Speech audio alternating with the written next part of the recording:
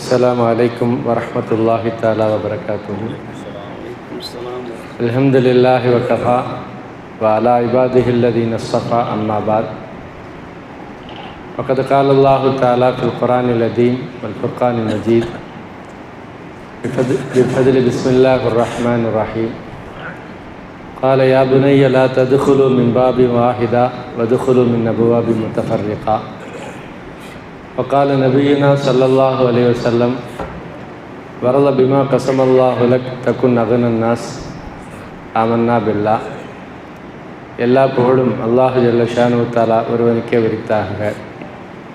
கண்ணியத்திற்குரியவர்களே, சூரா யூசுஃபிலே நபி யாக்கூப் அலைஹிஸ்ஸலாம் அவர்கள் தன்னுடைய பிள்ளைகள் எகிப்து நாட்டிற்கு போகிற போது ஒரு வழிகாட்டுதலாக சொல்லி அனுப்புகிறார். எப்போ நீங்கள் எகிப்துக்குள்ளே போகிறீங்க, அரசாங்கத்திடத்தில் நிதி உதவி பெறுவதற்காக வேண்டி செல்கிற போது நீங்கள் 11 பேரும் ஒரே மாதிரி ஒரே வாசலில் போகாதீங்க.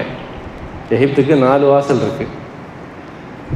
நீங்கள் பிரிந்து 4 வாசல்களிலேயும் தனித்தனியாக போங்க. வதுகுலு மின் அபுவாபி முத்தஃபர்ரிகா, ஒரே வாசலில் போகாதீங்க என்று சொல்லுகிறார். ஏன் அப்படி சொல்லுகிறார் என்றால், இப்னு அப்பாஸ் ரலியல்லாஹு அன்ஹு விளக்கம் சொல்லுகிறார்கள். யாக்கூப் அலைஹிஸ்ஸலாமுடைய பிள்ளைகள் ரொம்ப அழகாக இருப்பாங்களாம், ரொம்ப வசீகரமானவங்க, பார்ப்பதற்கு ஆஜானுபாகுவான கம்பீரமான தோற்றம். அப்போ அழகான பிள்ளைங்க, கம்பீரமாக இருக்கக்கூடியவர்கள் ஒன்றா போகும்போது பார்க்குறவங்க என்ன செய்வாங்க? பரவாயில்லையாப்பா, யார் வீட்டு பிள்ளைன்னு தெரியல, பார்க்க எவ்வளோ அழகாக இருக்கானேன்னு கண்ணு போடுவாங்க இல்லையா? அதனால் தன்னுடைய பிள்ளைகளுக்கு எதுவும் பாதிப்பு வந்து விடக்கூடாது என்று அவர்கள் இப்படி யுக்தியை கற்றுக் கொடுக்கிறார்கள். நம்ம ஊடுகள்லேயும் இந்த பழக்கம் இருக்கு இல்லையா? பிள்ளைக்கு திருஷ்டி பற்றக்கூடாதுன்னு என்ன செய்வாங்க? பவுடர் அடிச்சுக்கிட்டு ஏதாவது மையெல்லாம் சைடில் வைக்கிற பழக்கம்லாம் இருக்குது. அப்போ யாக்கூப் அலைஹிஸ்ஸலாம் தன்னுடைய பிள்ளைகளின் மீது கண் பட்டு விடக்கூடாது, திருஷ்டி பட்டு விடக்கூடாதுங்கிறதுக்கு அப்படி ஒரு வார்த்தையை சொல்கிறாங்க. கண்ணியத்திற்குரியவர்களே, முக்கியமான செய்தி என்ன? அதுக்கு பிறகு அவர்கள் சொல்லுகிறார்கள், எப்பா நான் இப்படி ஒரு யுக்தியை சொல்லி கொடுக்குறேன், பல வாசலில் போங்க, ஒரே வாசலில் போகாதீங்க, கண்ணு பற்றக்கூடாது. ஆனால் அதே நேரத்தில் வமா உக்னி அன்கும் மினல்லாஹி மின் ஷை, அதையும் கடந்து அல்லாஹ் ஒரு விஷயத்தை உங்களுக்கு முடிவு செய்திருந்தால் இந்த யுக்தி அதை தடுக்காது. நம்ம திட்டம் போடுறோம், அதையும் தாண்டி நீங்கள் தனித்தனியாக போகிறீங்க, யார் கண்ணிலையும் படாமல் போகிறீங்க, யாருடைய திருஷ்டி உங்கள் மேலே விழுகாமல் இருந்தாலும் கூட அல்லாஹ் உங்களுக்கு ஒரு சோதனை வர வேண்டும் என்று முடிவு செய்திருந்தால் அதை யாராலும் தடுக்க முடியாது என்று சொல்லுகிறார்கள். போகிறாங்க, அதே மாதிரி உங்களுக்கு பிரச்சனை வருது. சங்கைக்குரியவர்களே, இங்கே நாம் இதன் மூலமாக சொல்ல வருவது என்னவென்று சொன்னால், நம்முடைய பிள்ளைகளுக்கு உலக விஷயத்தை கற்றுத்தருகிற போதே அல்லாஹுவை பற்றி உண்டான சிந்தனைகளையும் சேர்த்து கற்றுக் கொடுக்கணும். இந்த ஸ்பிரிச்சுவல் ப்ராக்டிஸ் என்று சொல்வார்கள், ஒரு ஆன்மீக பயிற்சி. அது பெருமானார் காலம் தொட்டு நம்முடைய சமூகத்தில் தொடர்ந்து இருந்துக்கிட்டே இருந்துச்சு. நீங்கள் தெரியும், பழைய தாய்மார்கள்லாம் பிள்ளைகளை தாளாட்டும் போது களிமா சொல்லிகிட்டே தாளாட்டுவாங்க இல்லையா? களிமா சொல்லிக்கிட்டே தாளாட்டுவாங்க, பைத்து படிச்சுக்கிட்டே தாளாட்டுவாங்க. பெரியவங்கள்லாம் வீட்டில் இருக்கக்கூடிய பிள்ளைகளுக்கு களிமா மற்ற துவாக்களை சொல்வார்கள். தெரிந்தோ தெரியாமலோ அதுவெல்லாம் ஒரு ஆன்மீக பயிற்சியாக நமக்கு அமைந்தது. இன்றைக்கு அது ரொம்ப குறைஞ்சிருச்சு. நபி யாக்கூப் அலைஹிஸ்ஸலாம் தன்னுடைய பிள்ளைகளுக்கு சொன்ன வார்த்தை, நீங்கள் எவ்வளவு யுக்தி செய்தாலும் அதையும் கடந்து அல்லாஹுடைய வேதனையோ சோதனையோ உங்களுக்கு வரும் என்று சொன்னால் வந்துதான் தீரும். இனில் ஹுக்குமு இல்லா லில்லா, முடிவு அல்லாஹ்வை தவிர வேறு யாரும் கிடையாது என்று அவர்கள் உபதேசிக்கிறார்கள். சங்கைக்குரியவர்களே, சூரா யூசுஃபில் நம்ம கவனிக்கிறோம், யூசுப் அலைஹிஸ்ஸலாம் அவர்களை எகிப்தினுடைய அரசராக்க வேண்டும் என்று அல்லாஹ் முடிவு செய்து விட்டான். பாருங்கள், அவர்கள் கிணற்றில் போடப்பட்டார்கள், கொலை முயற்சி செய்யப்பட்டது. ஆனாலும் என்ன செய்யலை? அவர்கள் பாதிப்பே இல்லாமல் எகிப்தினுடைய அரசராக மாறினார்கள் என்று வருகிறார்.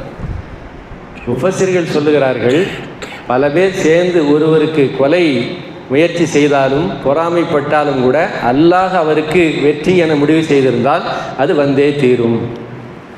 இதுதான் இஸ்லாமிய பாலப்பாடம், நமக்கான அடிப்படை. சங்கைக்குரிய பெருமக்களே, நான் நிறைய சம்பாதிக்கலாம், ஆனால் என்னுடைய செல்வம் எனக்கு அல்லாஹ் நாடியிருந்தால் பலன் தரும், நாடிய அளவுக்கு பலன் தரும். எனக்கு நிறைய குடும்பம் சொந்தங்கள் நிறைய இருக்கலாம், ஆனால் நான் உறவுகளோடு சேர்ந்து வாழுதல் என்பது அல்லாஹ் எனக்கு விதித்திருந்தால் அது நடக்கும் இல்லையா? அப்படி என்றால் இந்த நம்பிக்கை மிக மிக முக்கியம். ஏன்னா இன்றைய காலகட்டத்தில் ஒரு இளம் தலைமுறை எங்கே போய் கொண்டிருக்கிறது என்று சொன்னால், கண்ணியத்திற்குரியவர்களே, அவர்கள் மன அழுத்தத்தின் காரணத்தினால், மனச்சோர்வின் காரணத்தினால் அதிலிருந்து விடுபடுவதற்காக வேண்டி எங்கே போகிறார்கள்? போதையின் பக்கம் போகிறார்கள். ஒரு சர்வே சொல்லுது, இன்றைய இளைஞர்கள், இன்றைய இளம்பெண்கள் போதைக்காக அவர்கள் அடிமையாகி கொண்டிருக்கிறார்கள். என்ன காரணம்? அவங்களுக்கு ஏற்படக்கூடிய டிப்ரெஷன், மன அழுத்தம், கொஞ்ச நேரம் சந்தோஷமாக இருக்கணும், வேலை இல்லை, வேலை பளு அல்லது வறுமை, இந்த மாதிரியான நிறைய காரணங்களை சொல்லுகிறார்கள். இந்த காரணத்திலிருந்து விடுபடுவதற்கு அவர்கள் தேர்ந்தெடுக்கக்கூடிய தீர்வு என்னண்டா போதை. கண்ணியத்திற்குரியவர்களே, இன்னொரு கணக்கெடுப்பு சொல்கிறது, தற்கொலைக்கு போகக்கூடிய நாடுகளில் தென்னாப்பிரிக்கா போன்ற நாடுகள் முதன்மையாக இருக்கிறது. ஏன்னா இங்கே வேலை இல்லை, வறுமை. அப்போ அவர்கள் தற்கொலையை நோக்கி நகர்கிறார்கள். இப்போ நான் சொல்ல வர்றது என்னண்டா, இஸ்லாமிய மார்க்கத்தில் தற்கொலை ரொம்ப ரொம்ப கம்மி, இல்லைன்னே சொல்லலாம். ரெண்டாவது, நம்ம போதைக்கெல்லாம் போக தேவையில்லை. ஏன்னா எனக்கு ஏற்படக்கூடிய நன்மைக்கும் அல்லாஹ் தான் காரணம். எனக்கு ஒரு சோதனை வந்துருச்சு, அது என்னவாகவும் இருக்கட்டும், பொருளாதார சோதனையோ, அல்ல திருமணம் நடக்கலையோ, திருமணம் நடந்த பிறகு பிள்ளை பிறக்கலையோ, அல்லது இன்ன பிற பிரச்சனைகள், என்னுடைய சொத்தை நான் மீட்க முடியல, ஏதேனும் ஒரு பிரச்சனை எனக்கு இருக்கலாம். இந்த இடத்துல நான் எங்கே திரும்புவேன்? அல்லாஹ் இதில் ஒரு நன்மை வச்சுருப்பான் இல்லையா, அல்லாஹ் இதில் நமக்கு ஒரு நன்மை வச்சுருப்பான் என்று திரும்புகிறோமா இல்லையா? கண்ணியத்திற்குரியவர்களே, இந்த ஆன்மீக பயிற்சி இன்றைய தலைமுறையிடத்தில் குறைந்து போயிருக்கிறது. எனக்கு ஒரு பிரச்சனையா, நான் போதையின் பக்கம் செல்கிறேன், தற்கொலையின் பக்கம் செல்கிறேன், பாவத்தின் பக்கம் செல்கிறேன், அல்ல உலகத்தில் பிற மதத்தவர்கள் கொண்டாடுகிற செயல்களைப் போல நானும் கொண்டாடினால் நான் நிம்மதியாக இருப்பேன் என்று நினைக்கிறார்கள். சங்கைக்குரிய பெருமக்களே, இஸ்லாமிய மார்க்கம் நமக்கு மிக தெளிவாக சொல்லிவிட்டது, நன்மையும் அல்லாஹ் தான் தருகிறான், நமக்கான தீமையும் அல்லாஹ்விடமிருந்து தான் வருகிறது. நபி யூசுப் அலைஹிஸ்ஸலாம் அவருடைய தந்தையார் தன்னுடைய பிள்ளைகளுக்கு அதைத்தான் கற்றுக் கொடுக்கிறார்கள். புத்தியை சொல்லுகிற போதே உங்களுக்கு அல்லாஹ் எதை நாடினானோ அது வந்தே தீரும் என்பதையும் கற்றுக் கொடுத்தார்கள். இன்றைக்கு நாம் நம்முடைய பிள்ளைகளுக்கு அதை சொல்லித்தர வேண்டிய அவசியம் இருக்கிறது. நீங்கள் பார்க்கலாம், கொள்கைன்னு எடுத்துக்கிட்டால் முதல்ல அல்லாஹை பற்றி தான் பேசுவோம், அப்புறம் பெருமானார் ஸல்லல்லாஹு அலைஹி வஸல்லம் அவர்களை பற்றி பேசுவோம். கண்ணியத்திற்குரியவர்களே, அல்லாஹை பற்றி யார் தெரிந்திருக்கிறார்களோ, யாருக்கு கற்றுக் கொடுக்கப்பட்டிருக்கிறதோ, அவர்கள் ஒருபோதும் வாழ்க்கையில் சோர்வடையவே மாட்டார்கள். நீங்கள் கேள்விப்பட்டிருக்கலாம், வியாபாரத்தில் ஒரு பெரிய ஞானி வியாபாரத்தில் தோற்று போயிட்டார், அவருடைய கப்பல் கவுந்துருச்சு, கேள்விப்பட்டேன், அல்ஹம்துலில்லாஹ்ன்றார். இன்னொரு முறை அவருக்கு சொல்லப்படும், இல்லை உங்களுடைய கப்பல் இந்த முறை 2 முறை ரெட்டிப்பான லாபம் அடைந்து விட்டு அல்ஹம்துலில்லாஹ் பாரு.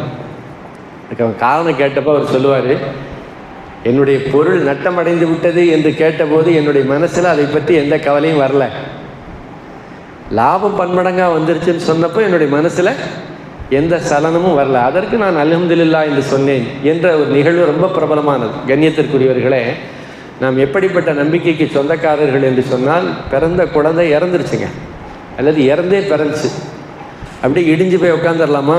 வருத்தம் என்பது வேறு, செயலிடத்தல் என்பது வேறு. நான் தொடங்கிய தொழில் நட்டமடைஞ்சிருச்சு, பெரிய கடன், சரி அதற்காக வேண்டி முடங்கி போய் விடலாமா?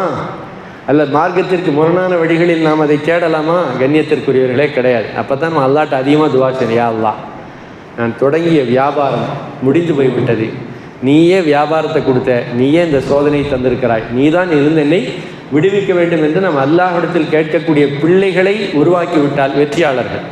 ஏன்னா லுக்மானுல் ஹக்கீம் தன்னுடைய மகனாருக்கு உபதேசிக்கக்கூடியது குர்ஆனில் இடம்பெற்றிருக்கு.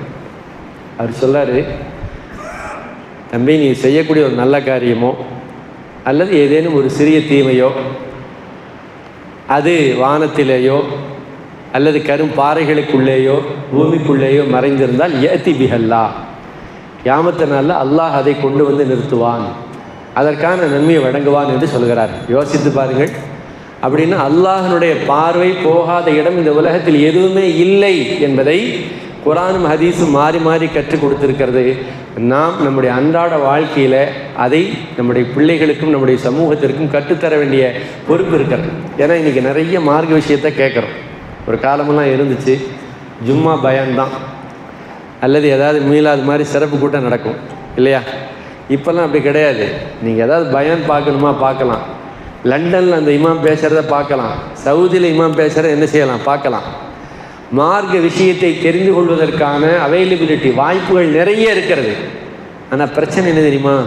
அதை கடைபிடிப்பதற்கான சிந்தனைகள் குறைந்து போய்விடும்.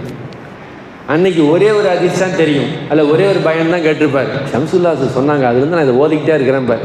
நீங்கள் கேட்டு பாருங்கள், அந்த ஹதீஸ் பயன் பண்ணாங்க, அதுலேருந்து நான் செஞ்சுக்கிட்டே இருக்கிறேன். ஆனால் இன்றைக்கு நிறைய பிரசங்கத்தை கேட்கிறோம் சங்கைக்குரியவர்கள், அதை செயல்படுத்துவதற்கான வாய்ப்பு நம்மிடத்தில் எந்த அளவுக்கு இருக்கிறது என்கிற கேள்வியை நான் உங்களிடத்தில் பணிவாக வைக்கிறேன். பெருமானார் ஸல்லல்லாஹு அலைஹி வஸல்லம் அவர்கள் எப்படிப்பட்ட உம்மத்தை உருவாக்கினாங்கன்னா, சஹாபாக்கள் எதை கேட்கிறார்களோ அதை செயல்படுத்தினார்கள், முழுக்க முழுக்க நம்பினார்கள்.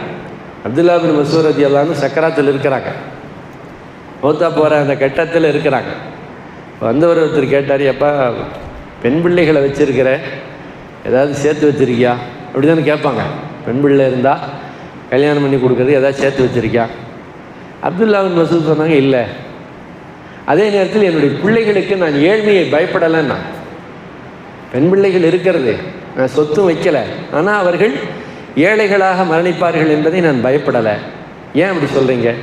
அப்போ அவர்கள் சொன்ன வார்த்தை, யார் சூரா வாக்கியா தினமும் இரவு நேரங்களில் ஓதுவார்களோ லம் துசிபுஹு ஃபாக்கத்துன் அபதா சமீத்து ரசூலுல்லாஹி ஸல்லல்லாஹு அலைஹி வஸல்லம். நபி அவர்கள் சொல்லியிருக்கிறார்கள், தினமும் இரவில் மகரிப் பிறகு யார் வாக்கியா ஓதுறாங்களோ அவர்களுக்கு ஏழ்மை வராது. கண்ணியத்திற்குரியவர்களை, எவ்வளவு பெரிய ஆழமான நம்பிக்கை! என் பிள்ளைகளுக்கு நான் அந்த வாக்கியாவை கற்றுக் கொடுத்திருக்கிறேன், அவர்கள் ஓதிக்கொண்டிருக்கிறார்கள், நான் சத்தியமாக சொல்லுகிறேன் அவர்களுக்கு ஏழ்மை வராது. ஏன்? பெருமானார் ஸல்லல்லாஹு அலைஹி வஸல்லம் சொல்லியிருக்காங்க. இதுதான் நம்பிக்கை, இதுதான் நம்பிக்கை. கண்ணியத்திற்குரியவர்களே, நாங்கள் அரபு மதரசாக்களில் ஓதுனோம், இப்பொழுது ஓதி கொடுத்து கொண்டிருக்கிறோம். இன்றைக்கும் நாங்கள் அதை நிதர்சனமாக பார்க்கிறோம். தினமும் மகரிப் பிறகு வாக்கியா நாங்கள் ஓதுறோம். பள்ளிவாசலில் பிள்ளைகள் எல்லாரும் ஓதுறாங்க. ஆனால் மக்கள் நாம் எப்படி சராசரியாக கடந்து செல்கிறோம்? கிடையாது. உலகத்தில் கொரோனா நேரத்தில் எல்லா இடங்களையும் பட்டினி, ஆனால் மதரசாக்களில் வாக்கியா ஓதிய இடங்களில் உணவுக்கு எந்த பட்டினியும் கிடையவே கிடையாது. அப்படி என்று சொன்னால், நாம் இந்த காலகட்டங்களில் நம்முடைய இளம் தலைமுறை பெண்களை சோஷியல் மீடியாவிலேருந்து திருப்பணும்னு சொன்னான், இன்ன பிற மன அழுத்தங்களிலிருந்து திருப்பணும்னு சொன்னான், போதை பழக்கங்களிலிருந்து அவர்களை மாற்ற வேண்டும் என்று சொன்னார். சங்கைக்குரியவர்களே, அவர்களுக்கு அல்லாஹுவை பற்றி, ரசூலை பற்றி சரியான புரிதலை தரணும்.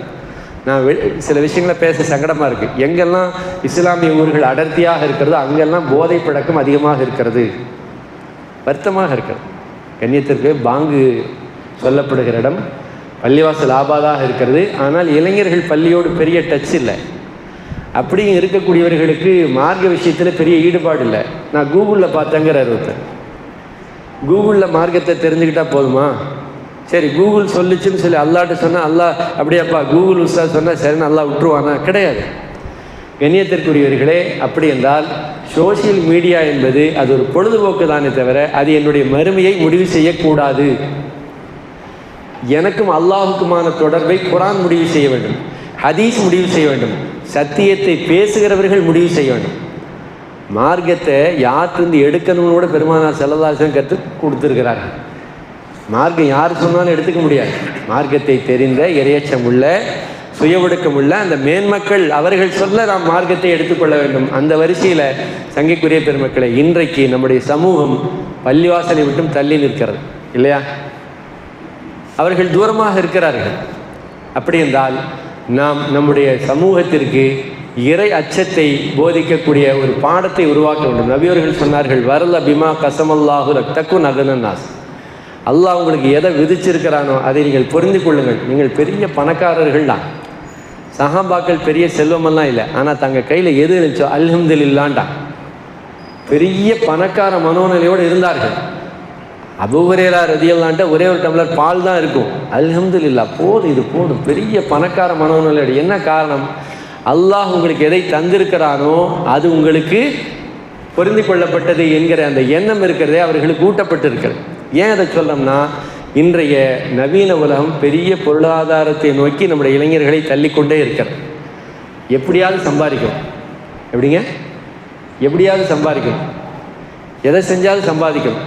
ஆக மொத்தத்தில் ஒரு குறுகிய காலத்தில் நாம் செட்டில் ஆக வேண்டுங்கிற எண்ணம் கண்ணியத்திற்குரிய, அது ஹலால் தான், தப்பு சொல்லலை. தாராளமாக சம்பாதிக்கலாம், வீடு கட்டலாம், செட்டில் ஆகலாம், தப்பு இல்லை. ஆனால் அது வந்த வழி எப்படின்னு யோசிக்கணுமா இல்லையா? அது வந்த வழி, என்னுடைய பாக்கெட்டுக்கு வந்த அந்த பணம், எனக்கு கிடைத்த அந்த ப்ராப்பர்ட்டி, அது எப்படி வந்ததுங்கிற கேள்வி முக்கியமாக இல்லையா? அல்லாஹ்ட்ட போய் பதில் சொல்லணுமா இல்லையா? என்னுடைய அடுத்த தலைமுறைக்கு நாம் கற்றுத்தர வேண்டுமா இல்லையா? கண்ணியத்திற்குரியவர்களே, அப்படி என்றால் நம்முடைய தலைமுறைகளுக்கு இதை பற்றி உண்டான ஒரு விழிப்புணர்வை தர வேண்டிய அவசியம் இருக்கிறது. நபிமார்கள் தங்களுடைய பிள்ளைகளை மூமின்களாக, ஒழுக்கமுள்ளவர்களாக, கண்ணியவான்களாக வளர்த்தினார்கள். உலகத்தில் கொஞ்சம் முன்ன பின்ன இருந்தால் பரவாயில்ல. ஏன்? அல்லாஹ்ட்ட போகும்போது நிம்மதியாக இருக்கலாமே, மறுமை வாழ்க்கை சிறப்பாக இருக்குமே. சங்கைக்குரியவர்களே, அப்படி என்றால் அந்த பாடத்தை நபியவர்கள் ஆன்மீக பயிற்சியை மதீனாவில் வெளிப்படையாக செஞ்சாங்க. ஹதீசுகளில் வருகிறது, இப்னு அப்பாஸ் ரலியல்லாஹு தஆலா அன்ஹு ஒரு 11 வயது சிறுவருங்க. அவரை உட்கார வச்சுட்டு பெருமானார் சொன்னாங்க, இப்னு அப்பாஸ், நாயகமே இங்கே தான் இருக்கேன், சொல்லுங்கள். யஹ்பதில்லா யஹ்பதுக்க, அல்லாஹ் எதை உங்களுக்கு சொல்லி கொடுத்தானோ, மார்க்கமாக உங்களுக்கு தந்தானோ அதை நீங்கள் பாதுகாத்து கொள்ளுங்கள். யஹ்பதுக்க, உங்களை பாதுகாக்கிற பொறுப்பு அல்லாஹ்வுடைய. நான் ஹலாலாக தான் வியாபாரம் செய்வேன், நான் உண்மையாக தான் இருப்பேன், நேர்மையாக தான் நடப்பேன், மார்க்கத்திற்கு முரணாக நடக்க மாட்டேன் என்று நீங்கள் இருக்கிற போது சில இழப்புகள் வருவதை போல் தெரியலாம். சங்கைக்குரியவர்களே, அதை அல்லாஹ் உங்களுக்கு பாதுகாப்பாக தந்து விடுவான். அதுதான் பொருள். மார்க்கத்தோடு நான் நடக்கும்போது சில இழப்புகள் வருகிறது, யஹ்பதுக்க, அல்லாஹ் உங்களை பாதுகாப்பான். சங்கைக்குரியவர்களை, பெருமானார் ஸல்லல்லாஹு அலைஹி வஸல்லம் இப்னு அப்பாஸ் ரலியல்லாஹு அன்ஹு சொல்லிக் கொடுத்த அந்த கலிமாத்துகள் இருக்கிறத இன்றைக்கி நம்முடைய பிள்ளைகளுக்கு சொல்லிக் கொடுக்கும். ஏன்னா உலகமே சேர்ந்து உங்களுக்கு நன்மை செய்ய நாடினாலும் அல்லாஹ் நாடினா தான் உங்களுக்கு அந்த நன்மை வரும். அல்லாஹ்வுடைய நாட்டம் இல்லை, அது உங்களுக்கு வராது. உலகமே சேர்ந்து உங்களுக்கு ஒரு தீமை செய்ய நாடினாலும் அல்லாஹ் நாடினால்தான் அந்த தீமை உங்களுக்கு வரும், இல்லாவிட்டால் வராது. எத்தனை பேர் நம்முடைய பிள்ளைகளுக்கு கற்றுக் கொடுத்துருக்குறோம், சொல்லிக் கொடுக்குறோமா இல்லையா? அங்கேக்குரிய பெருமக்களே, நான் இறந்த பிறகு என் பிள்ளை அல்லாஹோடு தொடர்புள்ளவனாக இருப்பாங்கிற நம்பிக்கை என்னுடைய ஹயாத்திலே வரணும். என் பிள்ளை கடல் கடந்து போனாலும் அவன் ஹலாலாக இருப்பான், நேர்மையாக இருப்பான், நல்ல மனிதனாக இருப்பான், யாரையும் ஏமாற்ற மாட்டான், ஒடுக்கமுள்ளவனாக இருப்பான்கிற நம்பிக்கை எனக்கு வந்துவிட்டால் நான் வெற்றி பெற்று விட்டேன் என்று பொருள். நபி யாக்கூப் அலைஹிஸ்ஸலாம் தன்னுடைய பிள்ளைகளுக்கு பல உபதேசங்களை செய்திருக்கிறார்கள். அதில் மிக முக்கியமானது அல்லாஹ்வை தன்னுடைய பிள்ளைகளுக்கு புரிய வைத்தார்கள். கண்ணியத்திற்குரியவர்களே, இன்றைய காலகட்டத்தில் நம்முடைய பிள்ளைகளுக்கு உலகத்தை பற்றி நிறைய தெரிஞ்சுக்கிட்டான். ஆனால் மார்க்கத்தை பற்றி தெரிந்து கொள்ளுதல் என்று சொன்னால் அதன் மீது உண்டான நம்பிக்கை, ஒரு பிடிமானம், அல்லாஹ் எனக்கு தருவான், ₹1 நான் கொடுத்தேன்னா ₹10 எனக்கு வரும், அந்த நம்பிக்கை வரணும். சூரத்தில் வாக்கியா ஓதுனா என் வீட்டில் ஏழ்மை வராதுங்கிறத நம்முடைய பெண்களுக்கு, நம்முடைய பிள்ளைகளுக்கு ஆணித்தரமாக அவர்கள் நம்ப வேண்டும். பயான் நல்லா இருந்துச்சு என்று கடந்து சென்று விடக்கூடாது. இது அதற்கானது கிடையாது. கண்ணியத்திற்குரியவர்களே, நம்முடைய வாழ்க்கையில் குரானுக்கும் ஹதீஸிற்குமான அந்த போதனைகளை விட்டும் நம்முடைய சமூகம் விலகி போய் கொண்டிருக்கிறது என்கிற வருத்தத்தை நாம் பதிவு செய்கிறோம். அல்ல நாயன் வாழுகிற காலமெல்லாம் நாம் கேட்கக்கூடிய நன்மையான செய்திகளை ஆழமாக நம்பி அதை பின்பற்றக்கூடிய மேன்மக்கள் கூட்டத்தில் நம் எல்லோரையும் ஆக்கி அல்புரிவானாக. ஆமீன். வாஹிர் தவானா அல்ஹம்துலில்லாஹி ரப்பில் ஆலமீன்.